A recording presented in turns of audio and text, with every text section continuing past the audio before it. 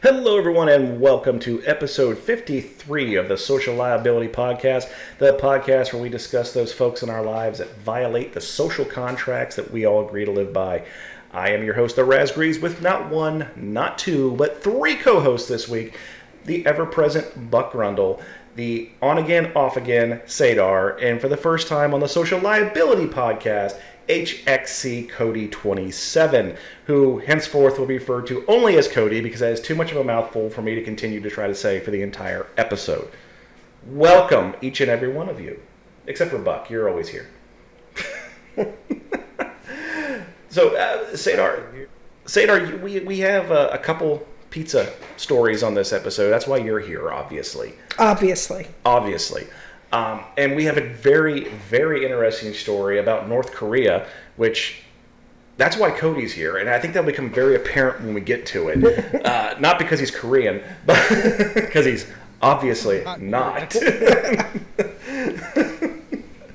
But with the closing of season 1, of season 2, we're going to try to add some more hosts in here, bring some people in on a regular basis for guest appearances. I hope everyone likes that. Everyone seems to in the few times we have done it.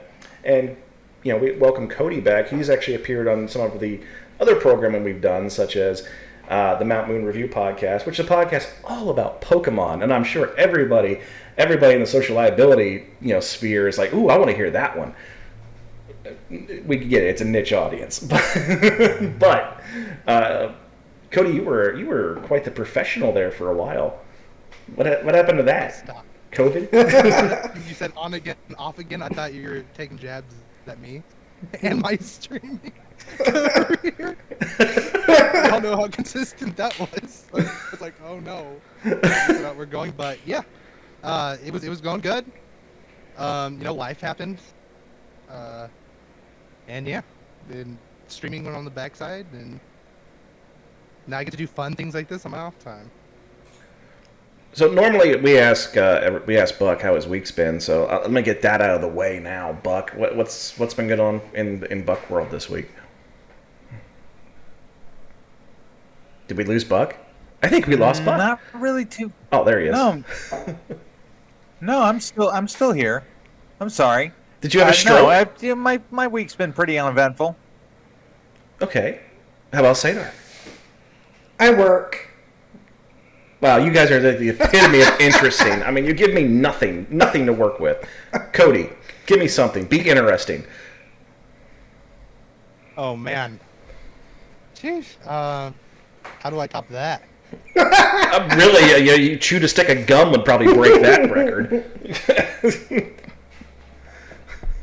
Anyway, all right. Sorry. Nobody's got nothing, so we're gonna move right into our stories. And let me tell you, we got some good ones this week.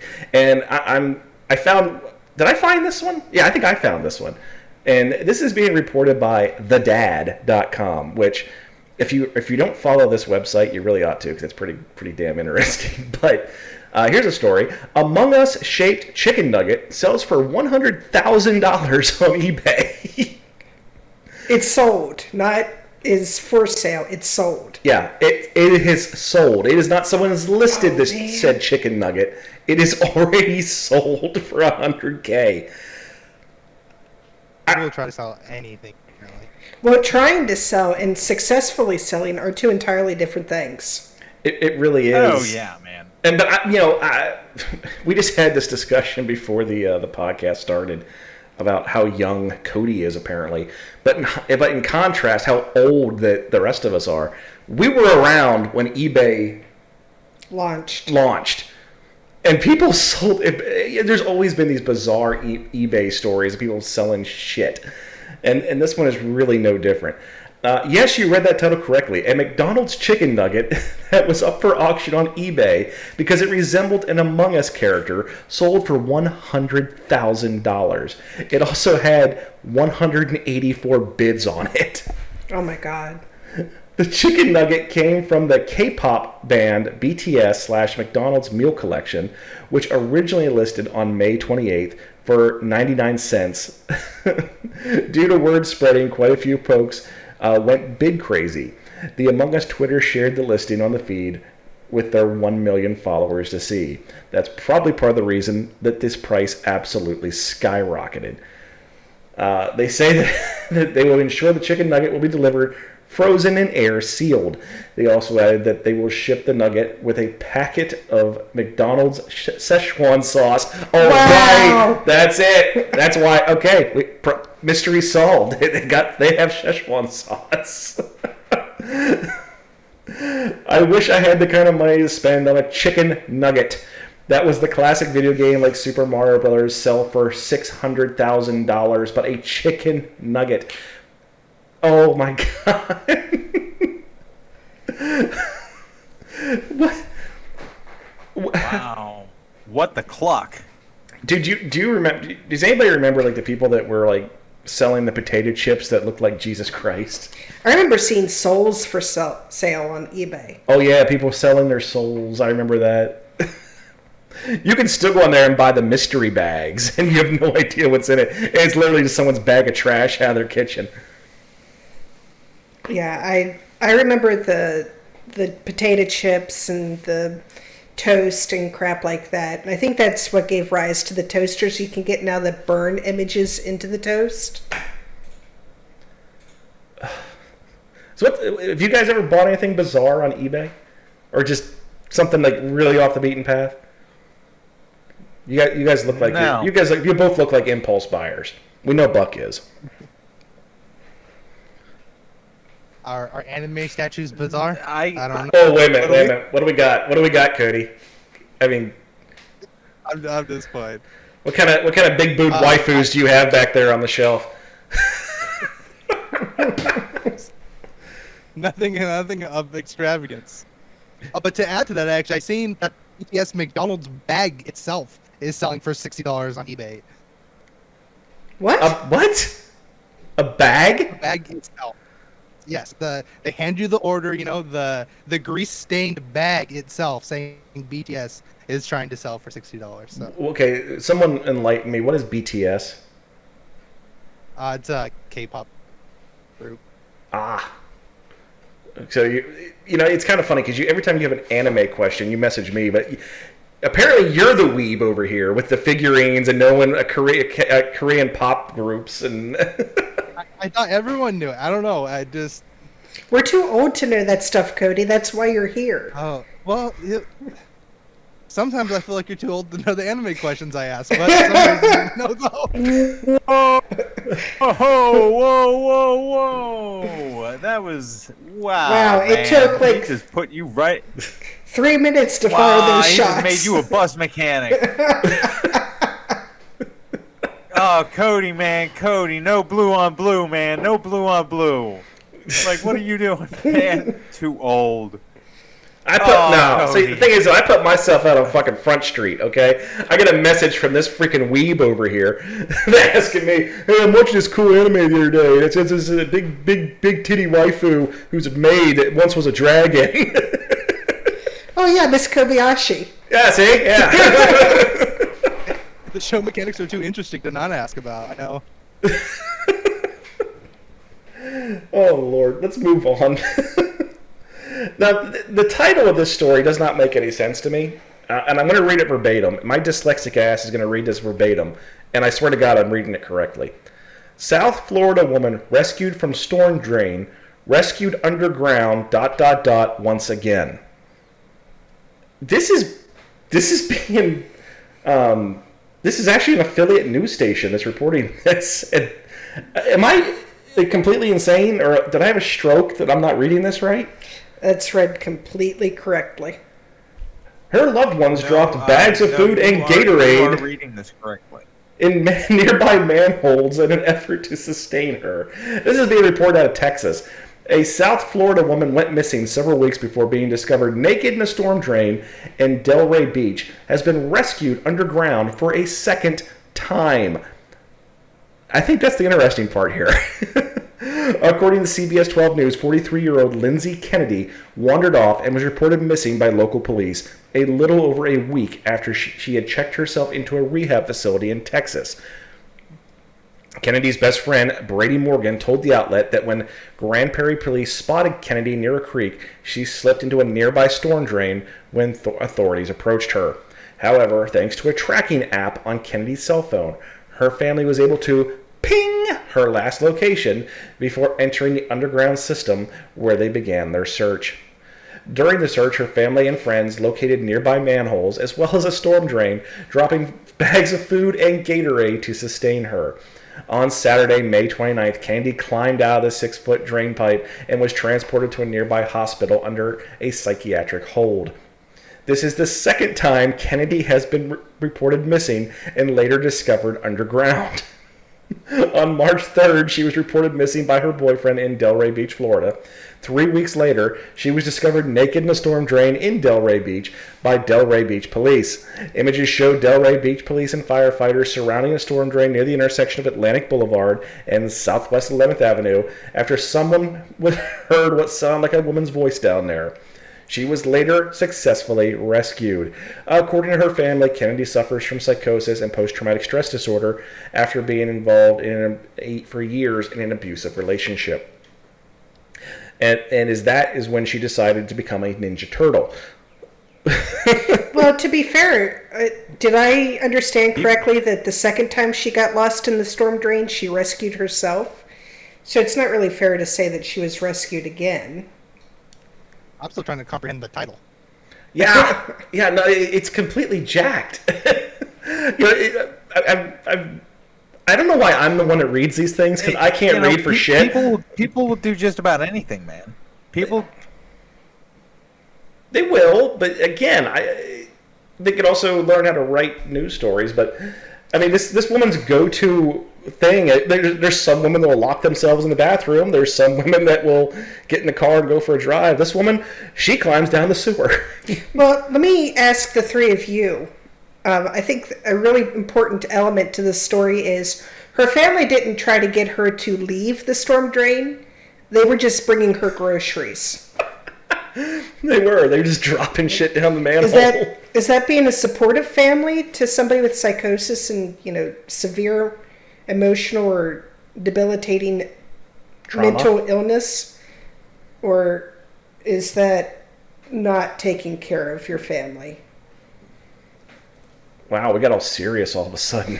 Well, I'm just curious where you three come down on that. Like, in all reality, what are you going to do? I mean, what are you going to do? If someone goes down in the sewer, one person can barely fit in those things to begin with. Usually, they're not like you see in the movies where you see them walking through them and everything like that. It's not the way it typically works. So the fact that she got down there on her own is quite remarkable. But the fact that there is no going in to get them. Okay, but did her family try to coax her out? That's what I'm asking. We don't know, maybe. Or did they just give her Gatorade so she didn't have to come out? We just want you to stay down there, hon, here. It's like sending your kid to the room and giving them dinner in their room so they don't come out. Anybody else? Come on, somebody, come on. Apparently, I don't even know what a sewer system looks like. Lady is crazier than a shithouse rat. Okay, thank you, Brock. What were you trying to say, Cody? The closest I've seen to a sewer system apparently is the movie It. So those seemed wide enough to rescue someone. Apparently, from what Rez is saying, it's not like that. So not typically, no. They're not like the Master Splinter is not down there trading an elite group of Ninja Turtles. It's just not. It's that's not the way it usually is. I feel that it is necessary to bring Cody up something, and that is that Raz has an innate ability to ruin your perspective on things, up to and including childhood dreams and notions of unicorns and fairies and anything that you hold near and dear to your heart that you've been like clutching onto is like your goalpost to reality. Yeah, don't ever let Raz know what that is. Okay? This is the taste. You didn't know exactly what the sewer system looked like. You had your own perspective, and Raz just shat the bed all over it. This is what he does. You act like I do this to This you all the is what he time. does. And Cody, I would like to add that if 9 times so far. if your hopes and dreams in any way involved what sewer systems look like, you have my condolences. You have no idea what my imagination looks like, Sadar. I'm talking to You have no Cody. idea. I'm talking to Cody. She's talking to Floaty Cody. Oh, Oh wow, that nickname really stuck. all I was can hoping you would've say forgot. is that you're welcome. Well, continuing with our Florida trends, this is being reported by NBC News Channel 2. Florida man claims to stand your ground defense in death of iguana. This is one of those stories where I'm going to ask everybody what they believe this story is going to be about. Let's start with Buck. I think this has to do with illegal drugs. It has to do with, terrible and gross misuse of firearms, and a terrible perspective of what our reptilian ally, the iguana, will and will not. And this guy took it upon himself to exact justice. And not only did he kill the iguana, I believe that he displayed it so that all the iguanas that would follow him would only be able to see the crushed failure that came before them as a warning. That's just moving along to the next person, though. You have the floor. Cody, what do you believe this story is going to be about? Thought it was going to be a live action representation of the movie Rango, but Has anybody actually ever seen that movie? No. Was that an iguana? Yeah. Was he an iguana? I don't think so. He was one of those lizards with the eyes, dude. I don't know. He was a chameleon, wasn't he? Yeah, because he had like the it's close enough. Damn it! he was a lizard. Okay, Sadar, what's this story going to be about? Let me remind you. Florida man claims the stand your ground defense in death of iguana. I used to watch a lot of cooking shows, and I know that hunting iguanas in Florida is a big thing, and I've seen a lot of recipes for But you have to be licensed iguana. for it. I think this man was hunting without a license. Okay, let's give this a try. Man accused of animal cruelty after beating an iguana so severely it had to be euthanized has filed for immunity with Florida's Stand Your Ground law. The filing says that P.J. Patterson was viciously attacked by the wild iguana after he helped it cross a street in Lake Worth. The plot thickens. Authorities say they were called to Lake Avenue on reports that someone was seen beating an iguana.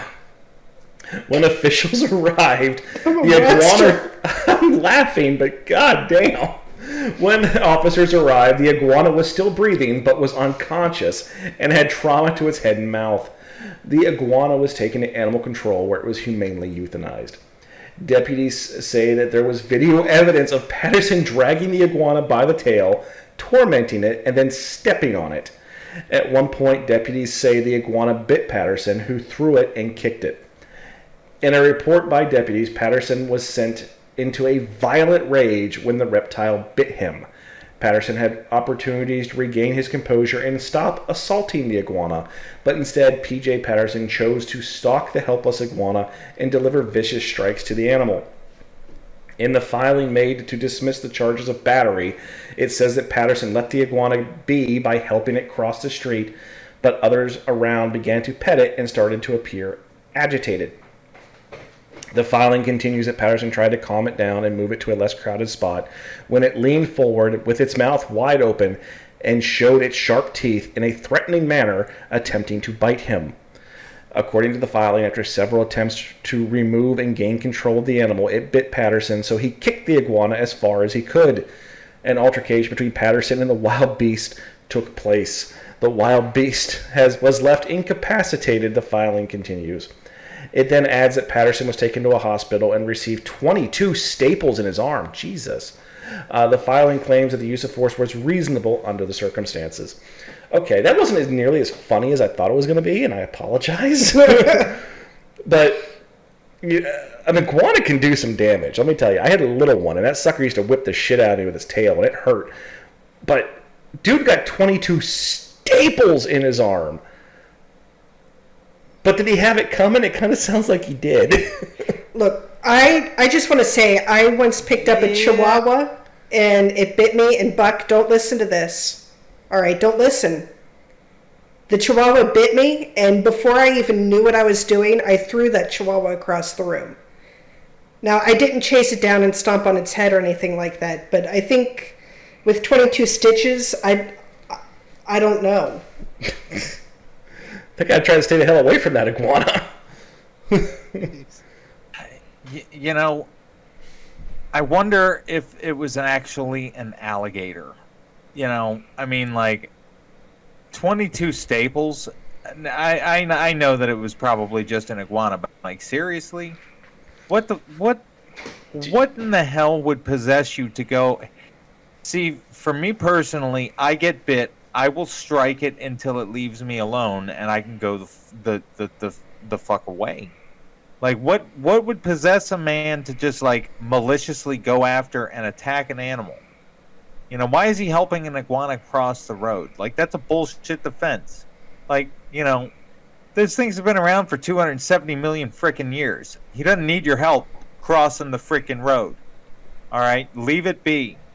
He went up, he fucked with the iguana got him, and instead of playing ball like a real man and being like, okay, dude got me, and taking his licks and going away, he just sits there and like goes after and chases the thing, stomps its head in. Like, what the shit is that? I was disrespected by that iguana, so I had to teach that iguana some respect. I don't know, Cody.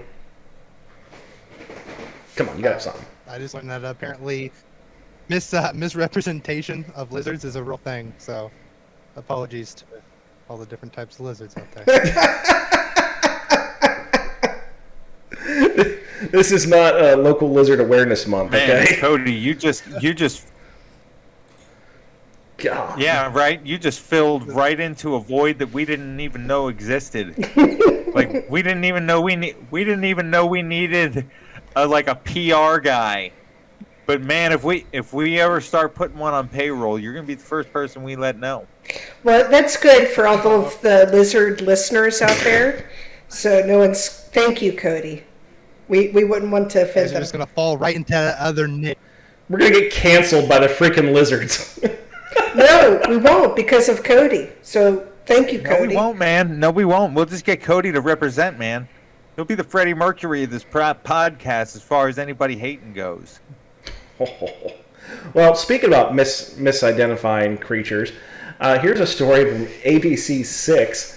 Bobcat causes Pennsylvania high school evacuation, revealed to be simply a missing house cat. In Scranton, Pennsylvania, a little confusion created quite the scare at a high school in Scranton, Pennsylvania. It began with West Scranton high school officials thought a bobcat was roaming around the school Tuesday morning. They saw surveillance video of the alleged bobcat in the school's cafeteria. As a precaution, they sent the students home early and called in the game commission. Wildlife officials spent about 2 hours searching for the bobcat inside the high school. But what they found was no bobcat. It was a regular house cat. It looks, identical. The colors of a bobcat. It's missing a tail. Game warden John Bowman said, "So just err on the side of caution. We wanted to make sure the students and staff are safe." Bull crap! It doesn't look like a damn bobcat. They're completely asinine. The cat is actually a clouded jack, which is an exotic breed that resembles the wild animal. No, it doesn't. I'm looking at the pictures. This thing does not look like a bobcat at all, other than the fact that it's a goddamn cat. And no tail. We've had a cat with no tail. We called it Bob. I don't think anyone would have predicted this, of course, but again, our staff and students did a wonderful job not reacting, just quietly going out of the building, and we will let professional animal control do their job. Once officials safely removed the cat, volunteers at the Griffin Pond Animal Shelter found out that the feline was indeed microchipped. It turned out the cat had been missing for at least 3 months. Now the cat, named Keisha, has been reunited with its family. Had us a little bit of a run around town trying to follow up leads and stuff, and then behold, he's at West Scranton High School. So sorry, guys, owner Shanine Johnson said. I wish, I know people are listening to the podcast, but I wish you could see this. It is a damn house cat without a tail. That's all it is. All right, you know what? I'm not gonna hate on the school because I'm a parent. If my kids were there, I would want the school to be taking care of them with an abundance of caution. So if somebody thought they saw a bobcat, whether they were right in that instant or not, on Father's Day, I'm gonna be good. You go ahead and let the kids out of school. Just be safe. I'm sure the kids were heartbroken. They had to leave early.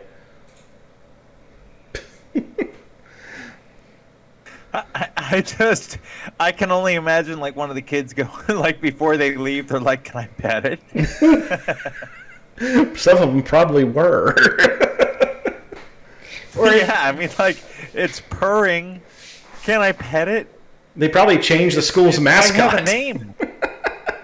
Yeah, the cat's the new mascot. He got us a day off. Yoo-hoo, go cat.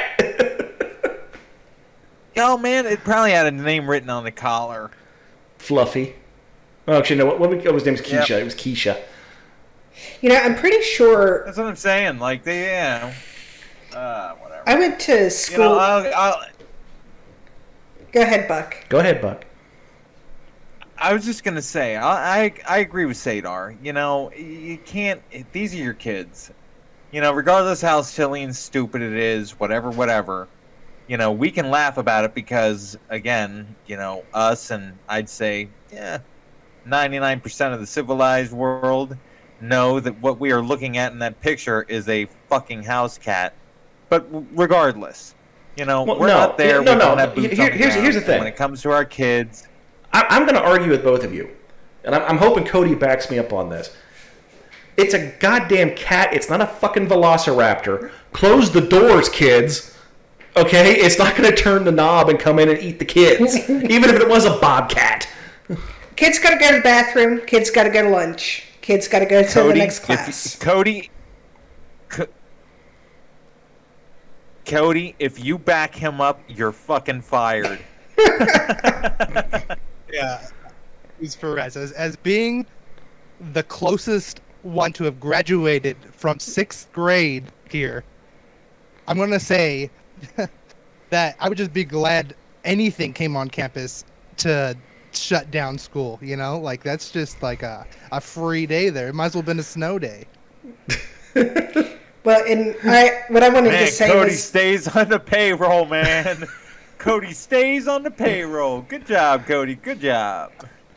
I'd also like to add that I went to school for a couple years close to Scranton. I don't remember yet whether or not Scranton was one of our rivals, but they might have been. But I do remember my mascot was a bobcat. So that may also have played a part in this. They might have thought that one of the local schools was pranking them, some kids from another school, by releasing their mascot into the school. I'm just throwing that out there. You steal their mascot, not give them yours. Well, we didn't have a real bobcat. Why not? What kind of pussy school did you go to? Middle of Pennsylvania school. I mean, it's West Virginia light. It is. It's called Pennsyltucky. We had some really screwed up school mascots too. I went to two schools in Pennsylvania. We had the Bison and their rival, the Golden Tide. I can beat that. Okay. The school I graduated from was the Canners. Troy Canners, not Trojans. Why would you? I'm sorry, it wasn't Troy. It was Biglerville. The Biglerville Canners, as in people who put fruit in a can. Yeah, Canners. And our rival was the Boiling Springs. Better in jars, I guess. No. Bubblers. The rivals up there were the Boiling Springs Bubblers. I shit you not. Bubble. You had any good ones from West by God, Virginia there, Bucky? You know, the school. I was gonna say, man, like the schools I went to when I was in elementary school, like they didn't even. I'll tell you what, man, they didn't even have sharp scissors. I mean, like, I don't shit. I think I was the Berkeley Springs Indians. It was so we were the Indians. Lame. But, like, dude, like I said, man, we didn't even have sharp scissors, for fuck's sake, man. Like, my elementary school is no gauge for anything. That I'm surprised we haven't covered them in our podcast. I think we have done Berkeley Springs at some point or another. And do you have any interesting ones, Cody? I was an Apache, so I'm there with Buck. Oh. So basically, we've determined that Pennsylvania is the problem. Yeah, Pennsylvania is apparently the problem. Okay. What's the stuff down here? Bison. On a side question, is Scranton where the office is supposed to have took place? That's Elizabethtown, I think. Or no, is it Scranton? No, It might be. Is it Scranton or is it Bethlehem? No, I think it's Scranton. Yeah, it hasn't lived in Pennsylvania. Yeah, well, yeah, you are actually. Represent the West. Okay, so moving on, we're going to stick with West Virginia just for Buck's sake, okay? In our new segment, I'm going to entitle America, Fuck Yeah. No, America. America, Fuck Yeah! West Virginia to give away guns as vaccine incentive. This is being reported by TheHill.com. West Virginia will be giving away guns as an incentive to get residents in the state inoculated against COVID-19. Governor Jim Justice, and can I say that's like the best name ever for a governor? Jim Justice. Excuse me. Announced a new incentive lottery program for residents to get vaccinated during a news conference on Tuesday. The drawings will run from Father's Day on June 20th to August 4th and will include a variety of prizes from cash to firearms and even trucks. During the Father's Day drawing, the state will give away 5 custom hunting rifles and 5 custom hunting shotguns. Justice said the state will also give away 2 brand new custom outfitted trucks and 5 lifetime hunting and fishing licenses. In addition, residents could win one of 25 getaways to West Virginia's state parks. Oh boy. Also during the June 20th lottery, one person will win $1 million. There will also be giveaways for 2 full 4-year scholarships to any institution in the state for eligible students between the ages of 12 and 25. The state will further give away $1 million for 5 weeks in a row. On August 4th, one person will receive the grand prize of $1.58 million, and a runner-up will win $588,000. Justice said that to be eligible, all residents need to do is get their first dose of a COVID-19 vaccination. Anyone who's already been vaccinated is also eligible to win. So I don't disagree with doing whatever you can to get people to get this idiotic mindset out of their heads and do what's right for the freaking world. Yeah, I know I'm being divisive in that comment, but I just love the optic of, all right, you go ahead and get yourself that there needle of that COVID juice, and we're going to give you a new gun. Yeah, that was a misleading headline. Hey, man. It is a very misleading headline. But it is an awesome incentive plan. I'm sorry, West Virginia did it right. Oh yeah, did it right. They know their audience. They know their audience, man. Well, heck, they know their audience. That's what it's about, man. They were like, okay, we're never gonna get people to buy into this out of the like altruism, but if we incentivize this, oh boy. Well, they'll be coming out in droves. We're gonna run out of needles. Keep the guns. And that's and not West Virginia. I hate to say it.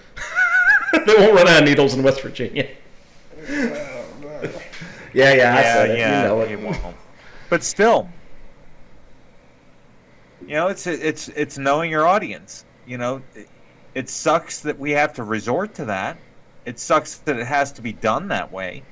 But but at least somebody's willing to roll up their sleeves and go to work and just be like, okay, it's going to cost less money to give all this shit away than it would to take care of all these sick ass people. So you can might as well. You can spend $3 million on marketing it, and it's already been marketed. I mean, you're either going to get it or you're not. Or you can spend $3 million on these sweet ass prizes. I mean, lifetime hunting and fishing license, Buck. Come on, right? Yeah, I mean, like, yeah. For life. A custom shotgun. A custom shotgun. I want to point out something. It may sound like Sadar's being sarcastic. She's not. She's actually really excited by these prizes.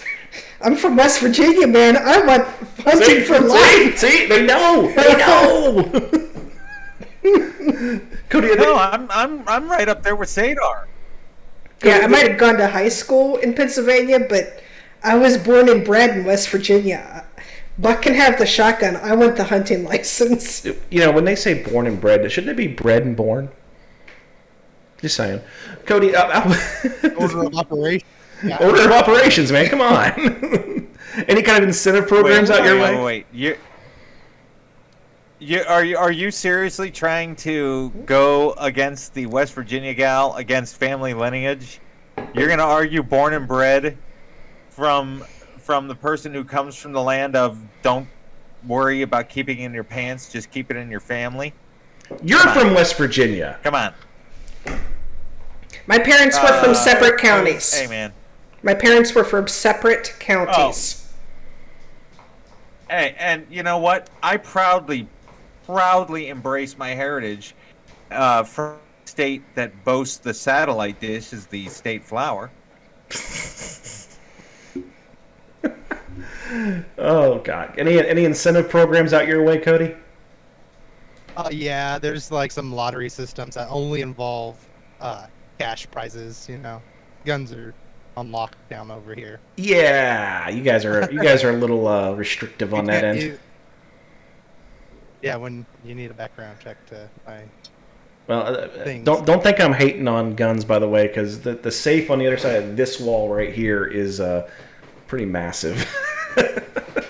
And so the only part I was misled about this story and surprised is that there wasn't a 1911 involved in this story.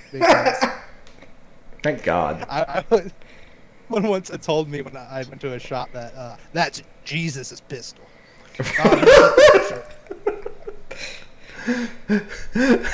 As I cast down upon you with my holy bullet. Yeah.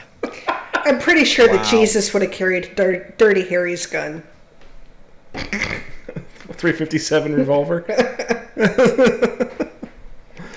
Dear God, and no, I'm not hating on guns whatsoever. Buck was there one time when I had to, and I got a gift of a box of guns from my grandmother. Okay, Cody looks scared. My manager. Cody looks scared, so you might want to explain that story of the box of guns. No, I legit got a box of stolen guns for my birthday. They're not stolen. They were too stolen. Wow. They absolutely were stolen, but they were stolen off dead Nazis. Okay, all right. They aren't stolen guns. Liberated. Liberated is the word that you seek, my friend. Trophies. I was going to say mementos, but yeah, war trophies, not stolen pistols. Jesus Christ. Oh, man.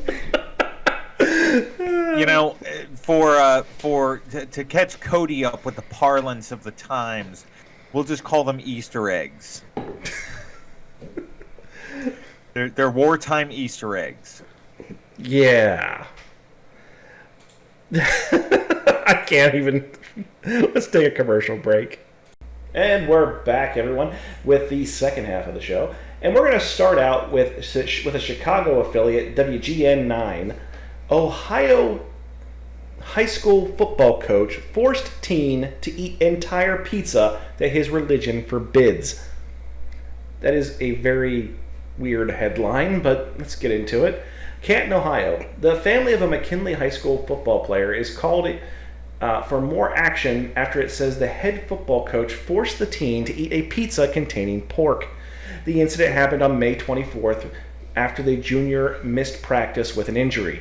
According to the family's attorney, head coach Marcus Watley, Wattley, Watley, made the teen sit in the middle of the gym and eat the whole pizza. If he didn't, his surrounding teammates would have to run extra drills. The attorney said that Watley also threatened to kick him off of the team. The 17-year-old's Jewish faith strictly forbids eating pork or pork residue. The boy repeatedly told the coach he did not eat pork, and eventually he was allowed to pick off the pepperoni. However, grease still remained on the pizza. After finishing, the teen was ordered to do extra drills outside, according to the attorney.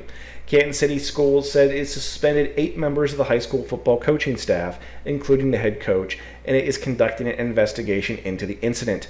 The incident calls into question whether the appropriate team management, discipline, and player accountability infrastructures are in place. The boy's family said Watley's actions were a violation of the constitutional rights of the child and are threatening legal action. The family does not feel that suspending is adequate. The school has not offered any counseling for the child. The child is devastated due to consuming pork grease pizza and being degraded in front of the entire team. The student, who is not named in the news release, is a tackle for the football team and has a 4.0 GPA. I think I've seen this article in more than one place, and I believe subsequently the entire coaching staff has been fired. But that might just be me interpreting from a different story. But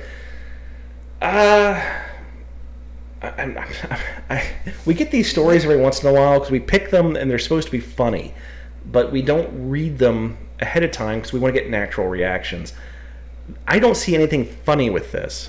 This story is an onion, man. There's so much wrong here. Neither do I. It's just appalling. Like people resorting to this kind of shit, subjecting a kid to that kind of crap, and they're just completely disregarding his faith. If you're not certain whether or not somebody's faith prohibits it, that's still a lie. Like, you don't go with your gut. You stop. I'm sure the kid even told them. He was telling them repeatedly. Yeah, that's what I mean.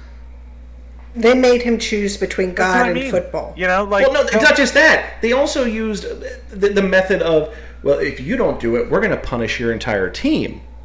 It's hazing. Yeah. To start with. Yeah. He had to eat a whole pizza and then run laps, right? Probably, yes. Yeah. They said run drills. I'm assuming it would be laps. They made him choose between God and the team.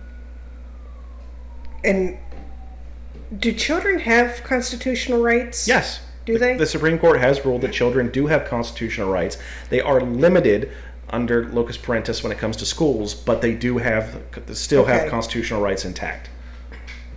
I'd say that constitutional rights aside, civil rights were also violated. Yeah. There. It's just. And I believe that something that Buck has coined over the years. I believe they're guilty of felonious douchebaggery. I agree. Yeah, I can agree with that. Yeah, I second that. I mean, you always have those. It's always the damn coaches too. Have you ever noticed that? The coaches are the ones that pull that stupid shit.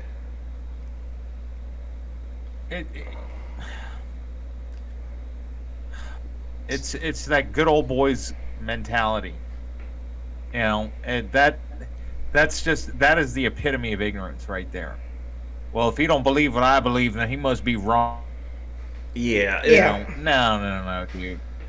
I me of all people, if you've listened to this podcast for any length of time, I'm not nearly the politically correct person as I'm going to sound by when I say this, but when we worked in the prison system, I was like the defender of religion, and I don't go to church, but I was the defender of religion. If someone claimed that they were of a certain faith, I don't care even if I knew that they were doing it to get that extra meal for Ramadan or whatever.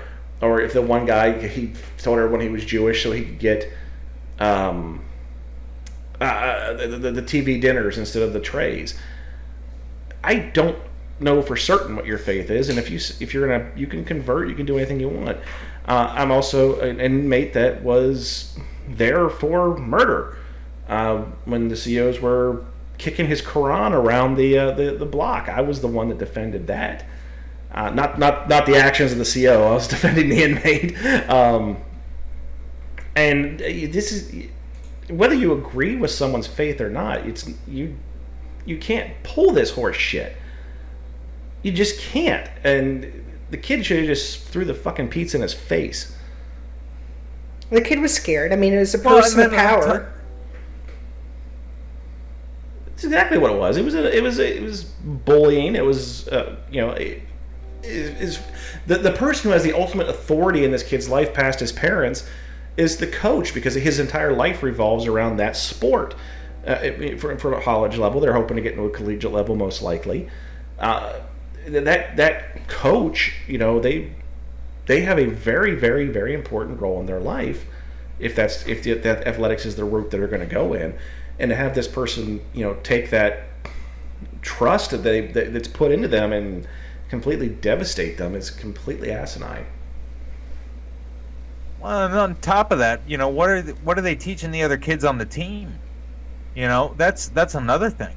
Well, this is, like you said, that coach, that coach is the go to, the end all see all for some of those kids, and now the coach is doing this stuff and hazing another kid, using punishment tactics that like you see in like old military boot camp movies, like punishing them like that. Like, who the hell does this guy think he is? Like, that's not how the world works anymore, buddy. That's and he's just setting a piss poor example all the way around and acting like a fuckstick. Well, the concept of the asshole jock exists for a reason, and this is primarily why, because the coaches are instilling that behavior in them. This is where you talk, Cody. Yeah, I agree. I feel a lot of those kids, as a coach, they look up to him. You know what I mean? So, like, I think it was said already that it's only gonna, instill in those kids that it's okay, to treat other humans, let alone children, like that. And morally, it's not right. And yeah. It's toxic. It's toxic, and whoever picked this one, shame on you for ruining our comedy podcast. Which one of you two was it? Sorry. It was you? Okay. At least we have that. Yeah, it was. Yeah, you know what? I mean, if the gun's smoking, I might as well be holding it. All right, well, let's move on to the next story, and which I will start with. Speaking of Jews. Oh, my Lord. This is being reported by the Jewish Telegraph Agency. Nashville hat shop apologizes for selling Jewish yellow stars that read "not vaccinated." A Nashville hat shop apologized for selling yellow star patches opposing coronavirus vaccination policies after the famed hat maker Stetson said it was pulling its products from the store. Hatworks last week posted on its Instagram account a photo of an unnamed woman, apparently the shop's owner, wearing a yellow Star of David that read "not vaccinated." During the Holocaust, Nazis forced Jews to wear the same type of stars with the word Juden, or Jewish. $5 each, strong adhesive back. We'll be offering trucker caps soon. The post led to outrage, including a protest last week outside the store. Using the yellow star or any Holocaust imagery for anything is divisive to the memory of 6 million Jews who were systematically murdered during the Holocaust. Stetson took notice and said on Twitter Saturday night, "Stetson and our distribution partners will cease the sale of all Stetson products." I'm assuming to them. Doesn't say that, but I'm assuming that's what they meant. The shop removed the post and apologized. Quote, "In no way did I intend to trivialize the Star of David or disrespect what happened to millions of people," end quote. The Instagram account said hours after Stetson posted his decision. In recent weeks, Georgia Republican Congresswoman Marjorie Taylor Greene has drawn widespread criticism for comparing mask mandates and other COVID-19 public safety precautions to the Jews suffering in the Holocaust. What a twat. She really is. Yep. Yeah, okay. I cannot stand when anybody ever says, that person's worse than Hitler. No, it wasn't. I don't care what they did. They're not fucking worse than Hitler. And when you try to compare anything to the Holocaust and say, no, this is just like the fucking Holocaust, you're cheapening what the Holocaust was. This is a fucking comedy podcast, you three. What the fuck are you giving me here? Well, can I just say kudos to Stetson? Yeah, but you know what though? At least they fall into the category of social liabilities. Well, yes, it fits. It fits. But I can't make fun of anything here because I'm so deeply offended that they would pull this horse shit. But I really want to call out Stetson and say, good job. Yes, good job, Stetson. Thank you for telling these fuckwads to suck a dick. No, seriously. Not... Right. There's been a lot of There's been a lot of douchebaggery in the last couple months, and everyone has to recognize that they've seen some massive douchebaggery. But not all sponsors have pulled their sponsorship, and not all companies have cut their partnerships with the douchebags. So yeah, Stetson deserves a kudos on this. Golf clap for Stetson. I'm still not wearing one. Yep. I have a Stetson hat in my closet that I've never worn. I'm sure you do. Cowboy Buck riding into the freaking sunset on his wheelchair. Dude, I got a fucking horse head to mount on this thing to really paint the picture, man. We'll ride this electric power pony to the stable. I believe you, Buck. I believe you. I do believe him. He has got a horse head for that thing. I am positive of it. I've never seen it, but I am positive it exists. Oh, man. And you know what? Caregiver Katie, she makes the most fantastic things for me. Why do you we keep each other occupied? She's my best. She's just the greatest. She puts up with all my shit. Someone's trying to get a PP touch. So, do you own a Stetson, Cody? You look like a Stetson kind of guy. I do not. Not yet. Yet. Well, you're young. Yeah, you're telling me that with a beard like that, you don't own a Stetson hat. You're telling me, you're gonna look at me and tell me that with a beard like that, you don't own a Stetson hat. I do not. Well, I'm gonna put this. No. I'm gonna put this out there right now. No. You stop. You shut up. I'm gonna put this out there right now before I mute his mic. Stetson, we applaud you for telling Hatworks to suck a dick. And if you would like to sponsor the Social Liability Podcast, we will plug your product for this low cost of one Stetson hat for Cody. A poor child in need. And he will come back on the podcast wearing said hat. I will. And let me tell you what, Stetson, if you don't see the video of this man, just let me tell you, for every inch on this man's beard, it's a mile you want to stay away. And I'm telling you, you put a Stetson hat on that lid, oh man, like I'm telling you, like the boogeyman's gonna look underneath his bed for Cody because of that Stetson hat. And I'll even get Raz to edit the podcast to say that he does own one. You know, and, I mean, like we can make this totally legit. We can make it totally legit. Do what you gotta do. So the new question is edit one on me? Dude, we're getting. No, man, Cody, we're getting you a Stetson hat. We're getting you a Stetson. Yeah. You know, when you were younger, you used to wear a Stetson aftershave. I remember that. That wasn't Stetson. Wasn't it? No. What was it? It was similar, but there was only one T in it. Oh. Okay. Well, I'm not real keen on the hippity-hoppity of... That was cologne, not aftershave. Male stuff. Does my smell good? Nah, Whatever. we're gonna get Cody a Stetson hat that's got like skin grafts of Bruce Lee's heel mixed into it just to make. Oh man, we're gonna totally get you the most badass Stetson hat ever, dude. You don't even know, man. You don't even know.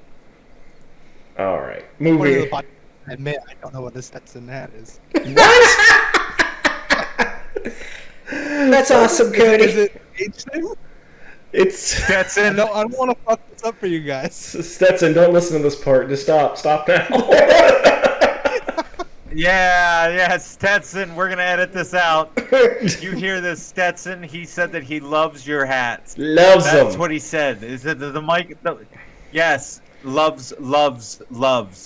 He said that he would absolutely love to have a Stetson hat to go and compliment his badass beard.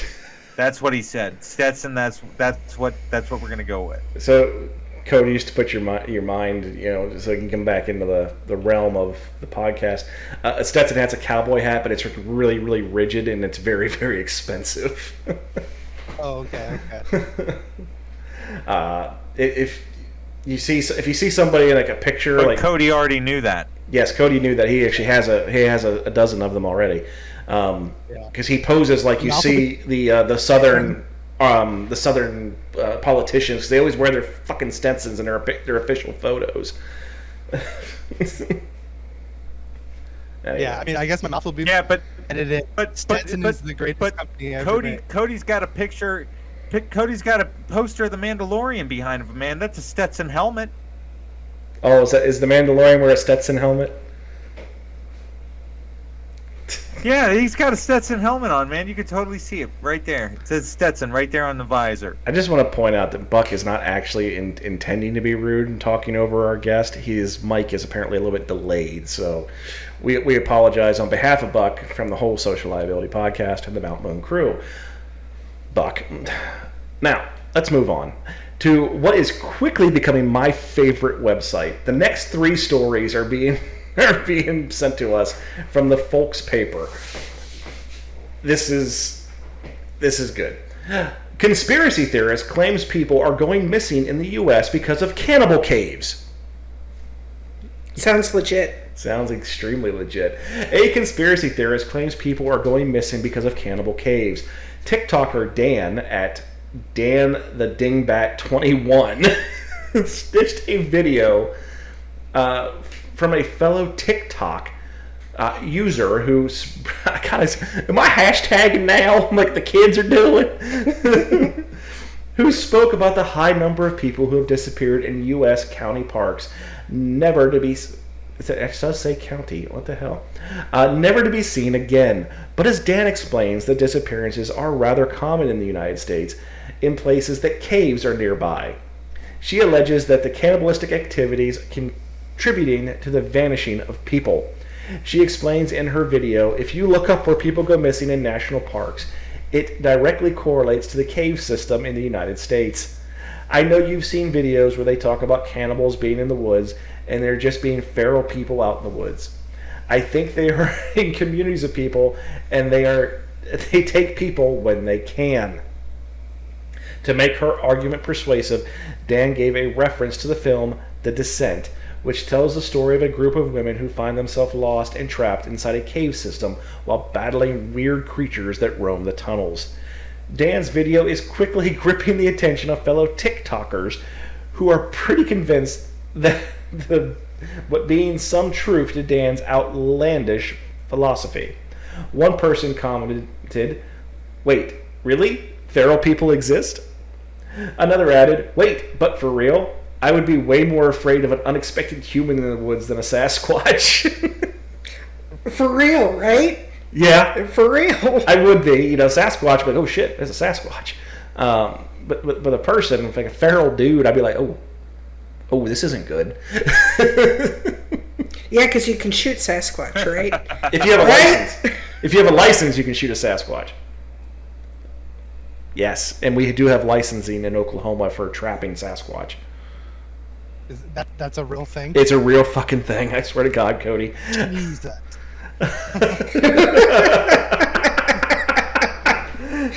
Don't get caught without your your Sasquatch tagged. Apparently, it's a real heavy fine over there. I'm not even joking, dude. That was on an earlier episode. That was episode 34, when the Oklahoma State Legislature instituted a Sasquatch license. All right, so about these cannibal caves, though, and I can't help but notice that they claim a correlation, and we all know correlation doesn't always mean causation, but I heard the eye roll. I didn't roll my eyes. Who rolled their eyes? I heard eyes rolling. That was Cody. Eyes are on mute. No. You heard the sound of two dots connecting. I was today years old when I learned that correlation and causation are not the same thing.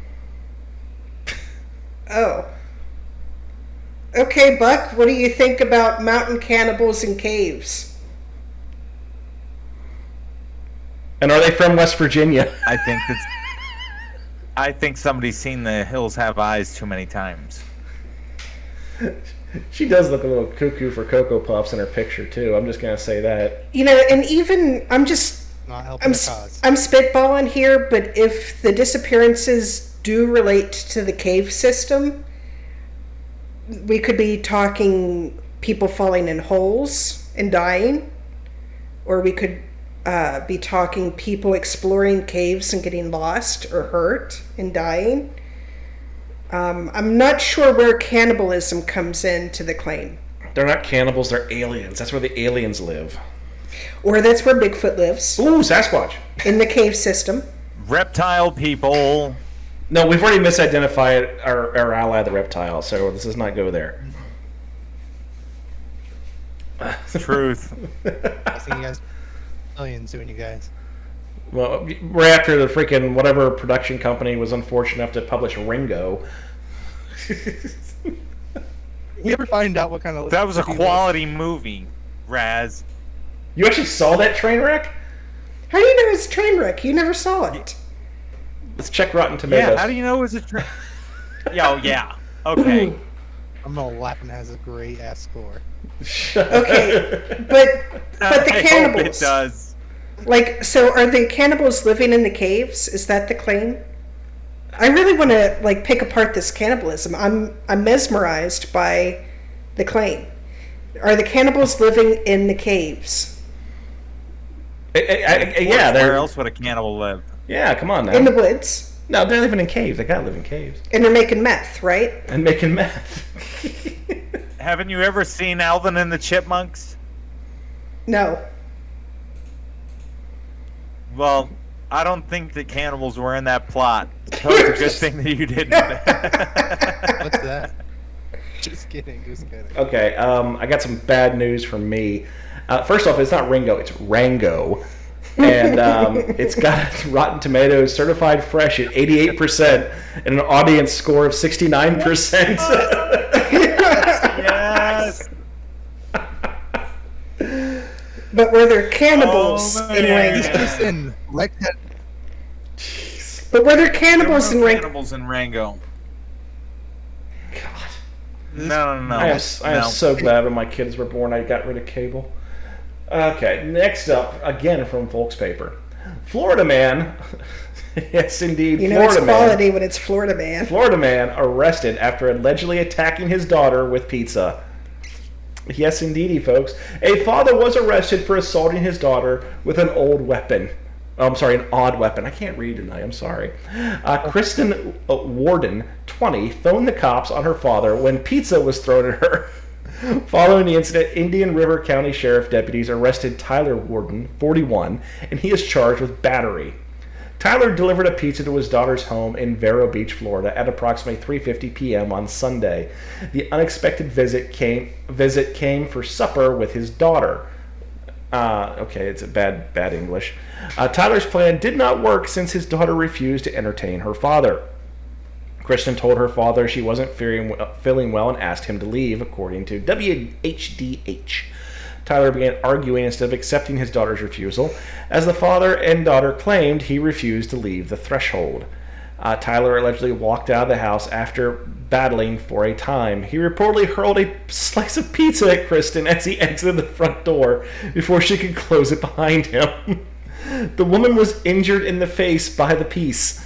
The woman dialed 911 after the heated exchange. Deputies arrived at the woman's residence in response to the domestic dispute report. It is unclear whether Tyler was still present when the cops came. According to the Tampa Free Press, deputies saw Kristen had a crimson material on her face that could have been pizza sauce. I sure as hell hope so. Tyler explained to deputies who detained him that he had not intended to assault his daughter. He told the deputies that he was enraged by his daughter's refusal to join him for pizza. When he walked out of the house, he assumed his daughter had already shut the door. He stated that he intended to hurl the slice at the door rather than Kristen. In the affidavit, deputies noticed that no topping or sauce were found on the door. Pizza toppings were thrown about the ground nearby near the entryway. Tyler's breath also had a distinct odor of alcohol, according to deputies. Tyler was charged with assault. He is taken to the Indian River County Jail. It sounds like a couple of upstanding citizens here. Yeah. Not just one, but a couple. You know, I just want to get Sadar's point of view on this one as our resident pizza expert. I personally know what a slice of hot pizza would do to the roof of my mouth or my fingertips. But in your expert opinion, would this actually cause a 911 related injury? A 911 related injury? Probably not. Could it have actually damaged, hurt? Or, yes. You know what it can do to the roof of your mouth. Imagine it on your eyelid. Okay? Sensitive skin on the face. I would suspect that father and daughter have a tenuous relationship, and the actual reason for the 911 call was to make sure that her father left.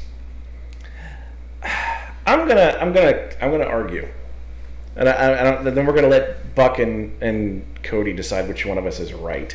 So it's your contention that she called the cops to get him to leave, and that it's possible she was injured. I'm gonna call bullshit, because that pizza did not just come out of the oven. He picked said pizza up and brought it to her. That pizza is now half congealed. They also had a heated argument as he stood there holding said pizza. Now, what I find funny is he actually threw a slice, not the whole thing. So dude flipped the box open, pulled a slice out, and chucked it. Well, if it's a good pizza, you don't waste the whole thing. You're worth one slice, little girl, not the whole thing. So we can take the heat out of the equation. And I'd be willing to experiment throwing a slice of pizza at you and finding out if it hurt, if you're willing to partake. I will flip that on you, and I will throw pizza at you and see what crust in the eye does. Do you want to have a pizza fight? No. I want to throw pizza at you, one slice at a time. Yeah. I'm going to wing it back. Funny enough. What's that, Cody? Funny enough, when you made the mistake and said hardened, it stuck with me, and now when I heard the pizza got thrown, I just imagined, it nearly cut her in half because of how cold and hardened this pizza was. Well, see, that's the whole thing. Like, she didn't wipe the fucking sauce off. No, she left the fucking sauce on there for the cops to get there.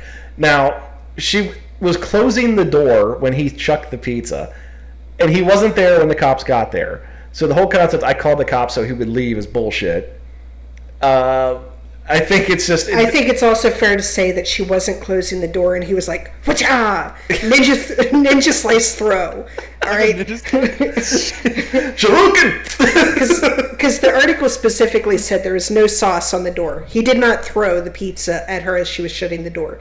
He threw the pizza, she went inside, shut the door, and called the police.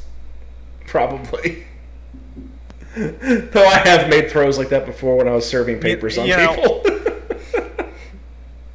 I'm gonna have to side with our resident PCSI expert Sadar here. For her expert in that. No. But what I will say is that it may not have been a crime, but it was definitely a cheesy attempt at revenge. Oh God! Hang on, gotta hit the button. Man, that was so telegraphed. I knew to drop my head before you even got to the second half of that sentence. Okay, Cody, who wins? I was thinking about the whole thing as you were talking. I was like, yeah, that's how I'm going to say this. So who wins the argument, Cody? Who's more correct, me or Sadar? I'm gonna go with Raz on this one. Ha Even if Only it's 'cause I'm not, still convinced that pizza was cold. even if the pizza was cold, okay? Have you ever had a pizza with a sharp crust? No. Like, I have injured my gums on hard pizza crust. It is totally worth the pain and suffering that I've endured, don't get me wrong. But again, I don't want that on my delicate skin. Listen, we know you're a delicate flower, but if you've got injured by pizza crust, I think you have some more problems you need to deal with. I'm a total baby when it comes to pain in my mouth, but I will suffer through it for pizza. Well, this didn't go in her mouth, it went on her face. That's why I'm saying it's not worth the suffering. I call the cops. Listen, it didn't go in her mouth. I got it over her face, neck, and chest.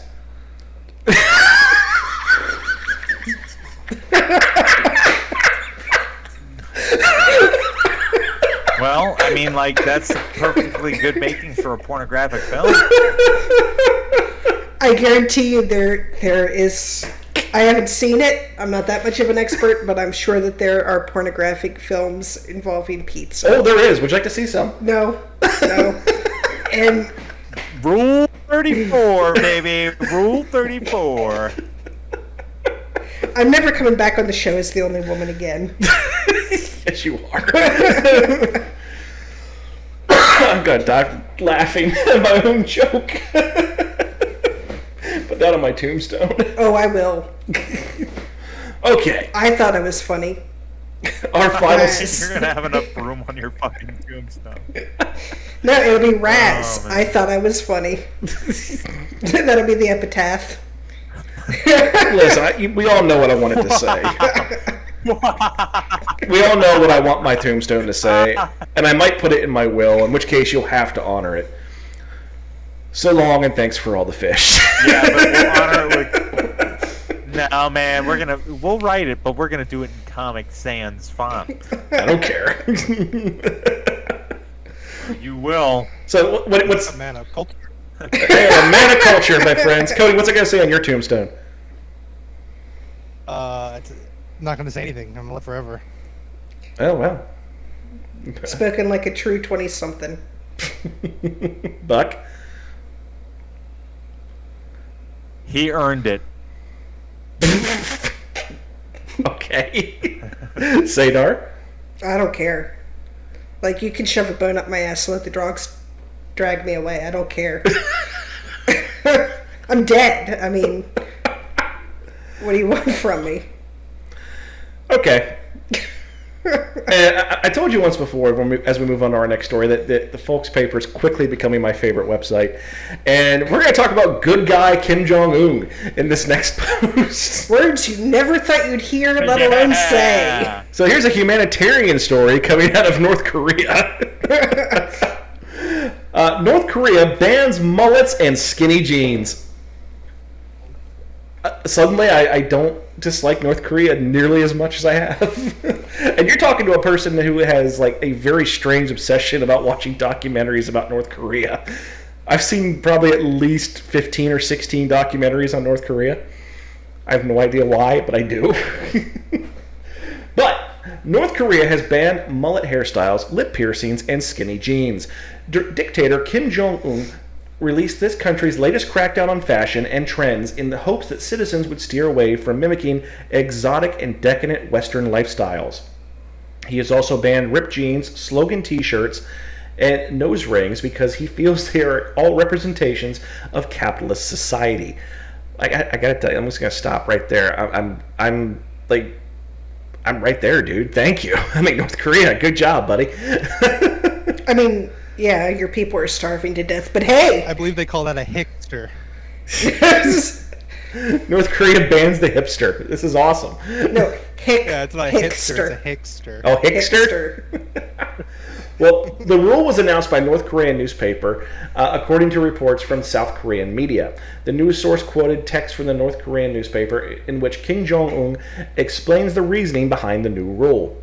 Quote, "History teaches us as a crucial lesson that a country can become vulnerable and eventually collapse like a damp wall regardless of its economic and defense power if we do not hold on to our own lifestyle."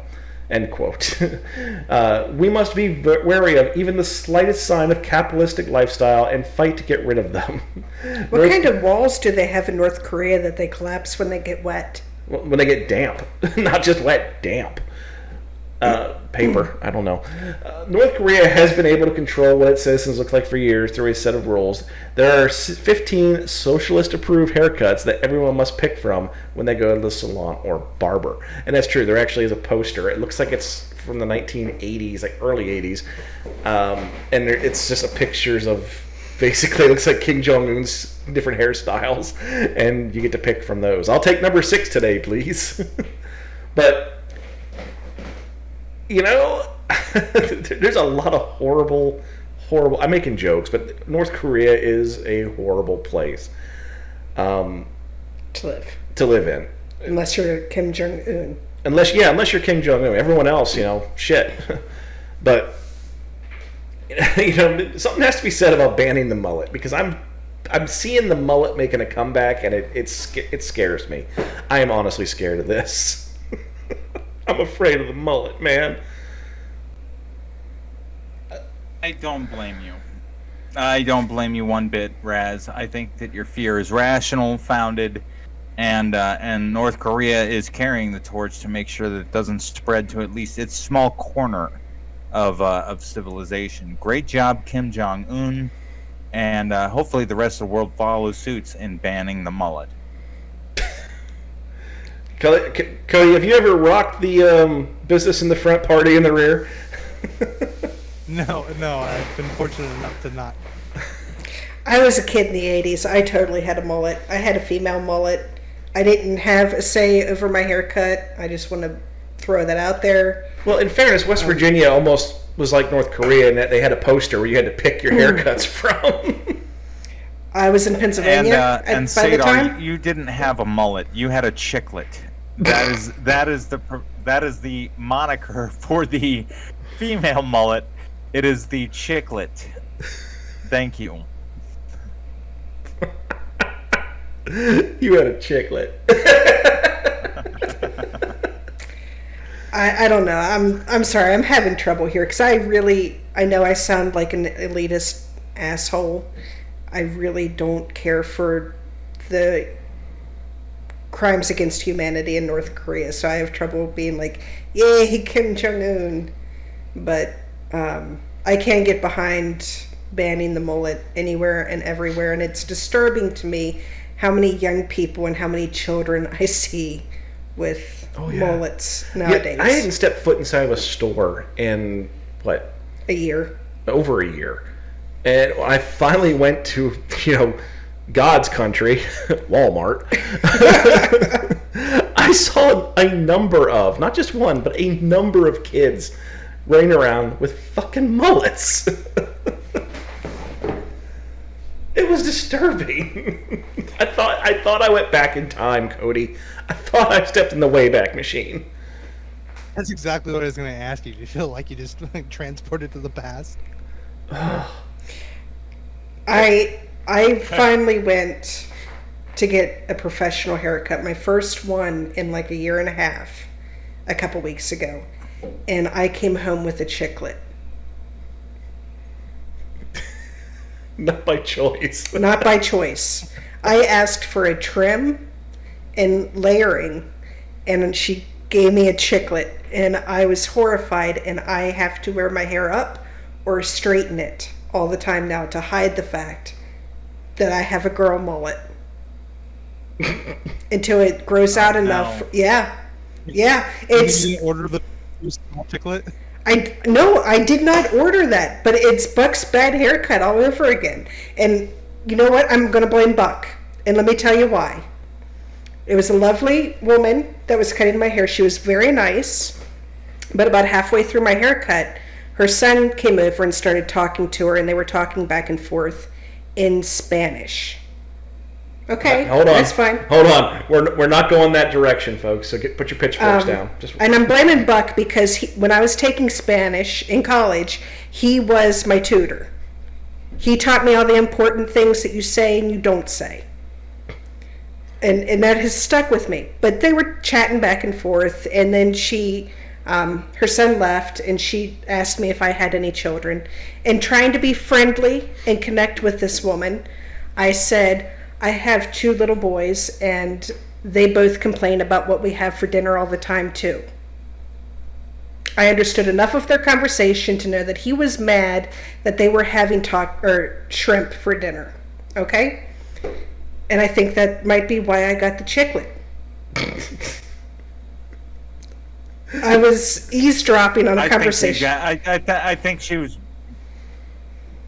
I think you just had a Guatemalan. That's it. I don't know what that means, but okay. Somebody from Guatemala.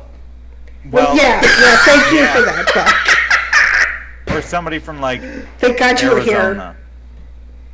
here. Like the Diet Coke of Mexico. No. I refuse. You know what? I will take your blame, and I apologize profusely for your haircut, but I will not.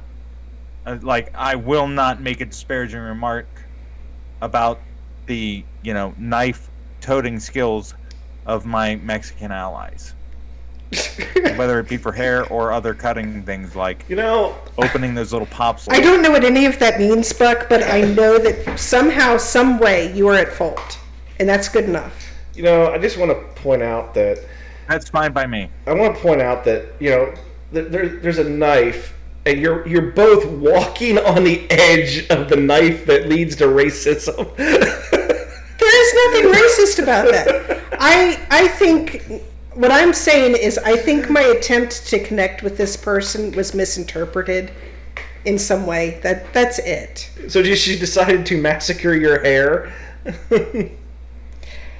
No, really, the whole point of the whole point of the story was really neither one of you has known the vindictive nature. The whole point of my story was just to find a way to blame Buck for my haircut. I think that I got a bad haircut. I apologize.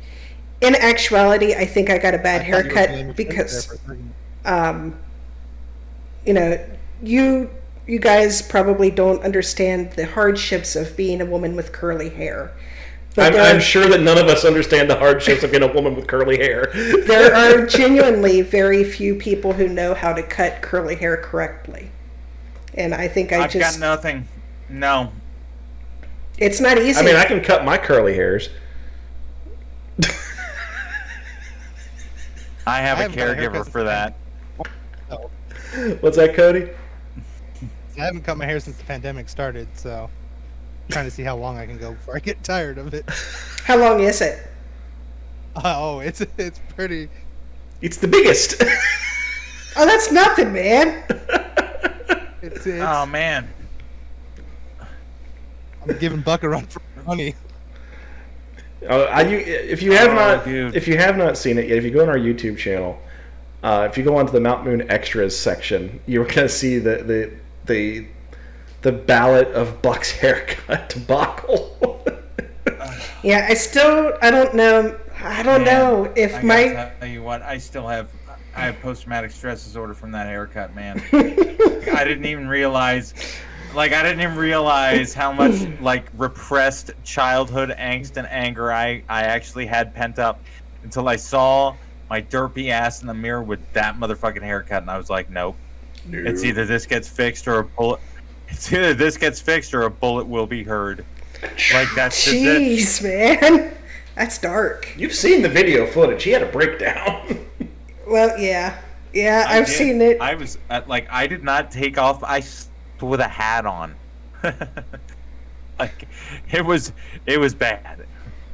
God. All right, well, make sure that you do check out our YouTube channel. If you just search for the Mount Moon Crew or the Social Liability Podcast, you'll be sure to find it. Hit that subscribe button. Hit the notification bell so you're made aware of new videos. The whole stuff that we're supposed to say as a YouTuber. If you also, someday, somehow, Cody might stream again. So you might want to check out twitch.tv/HXCCODY27. I think I got that right. HXC Cody 27 on Twitch. Twitch doesn't cost anything. Just go there and hit the follow button. It'll make him happy. It'll make him happy. You can, if you're watching the video version of this podcast, remember you can listen to it in its audio format on a vast majority of the podcast platforms out there, including Apple Podcasts, Spotify, Overcast, Pocket Cast, Castbox. You pretty much name it, you can find it. We do come out with new content each and every week. This is the first episode of Season 2, episode 53. We've made it a whole year. We're quickly approaching and beating my record with the Blue Duck Gold Duck with the Mount Moon Review podcast, so we'll look forward to that. That'll be the big milestone podcast when we beat that one. But again, thank you, Cody, for joining us. Thank you, Sadar, for joining us. We'll have to have you both on again in the near future. If you haven't already, like I said, subscribe to the podcast, tell a friend, and just remember, the podcast does not cost you a goddamn thing. Not a goddamn thing. It just costs you. Can I say it? Go ahead. All you have to do. Attention. Ah, damn it, Buck! You ruin everything. You really do. You ruin everything. I did. All right, folks. We'll see you on the next one. Have a week.